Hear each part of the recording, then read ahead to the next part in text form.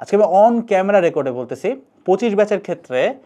তুমি জাস্ট রেজাল্টগুলো দেওয়া শুরু করুক, এক্সামগুলো হয়ে যাক, তুমি নিজে বুঝতে পারবা যে এই যে আমার এই চেহারাটা মাথায় আসবে যে বলছিল কথাটা, যে এইবার দেখবা যে কোশ্চেন ব্যাংকের সব থেকে বেশি দৌরাত্ম্য থাকবে, কারণ সময় খুবই শর্ট, তো তুমি চাইলেও অনেক কঠিন জিনিস পড়ে লাভ নেই, কোথায় আসবে 10-15%, প্রতি বছরই আসে। আর এবার কি হবে,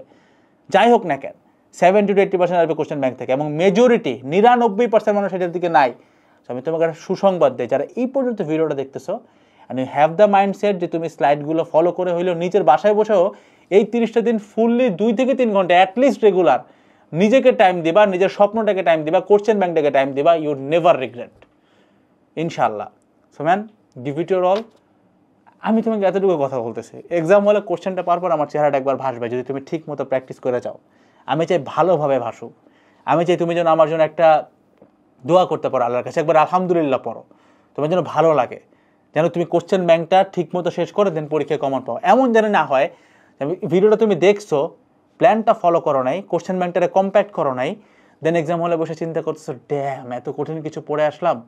আসলো মাত্র 10%, বাকি 90% পারি না, এই 10% দিয়ে কী হবে, টপার তেমনি এটা পারে আর আমি খালি এটাই পারি,